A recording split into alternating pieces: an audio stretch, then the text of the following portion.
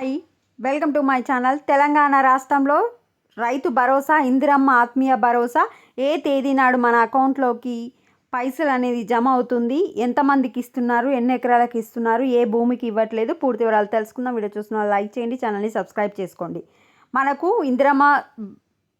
ఇందిరమ్మ ఆత్మీయ భరోసా, రైతు భరోసా కలిసి మొత్తం 9,700 కోట్ల రూపాయలు అయితే గవర్నమెంట్ మనకు రైతులకు ఇస్తుంది.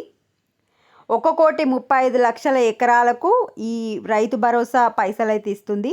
దాదాపు 12 లక్షల మంది, అంటే ఒక కుటుంబం లెక్క పెట్టుకుంటే 12 లక్షల మంది కుటుంబాలకు లబ్ధి. గ్రామ సభలతోనే అర్హుల జాబితా, గ్రామ సభలలో ఎవరికి ఎన్ని ఎకరాలకు ఎన్ని పైసలు వచ్చినాయి అనేది డిస్ప్లే చేస్తారు. ఇక్కడ చూడండి, మనకు ఎన్ని ఎకరాలు ఉన్నా ఏ పంట వేసినా కూడా మనకి ఇస్తారు.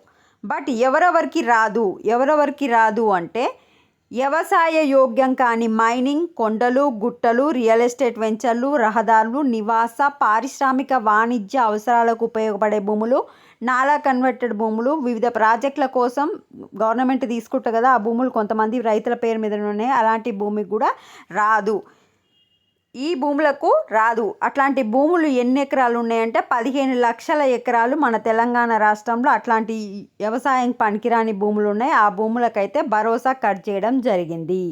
మరి రైతు భరోసా వచ్చే వాళ్ళకు ఈ నెల 20 తర్వాత గ్రామాల వారీగా సాగుకు యోగం లేని భూముల వివరాలను పంచాయతీ ఆఫీస్లో డిస్ప్లే చేయాలని అనుకుంటున్నాం. ఎవరెవరికి ఏ భూమికి ఎంత వస్తుంది అంటే, మీ భూమి దీని కింద ఉంది, మీకు రావట్లేదు అని మనకు గ్రామ పంచాయతీలో అయితే డిస్ప్లే చేస్తారంట.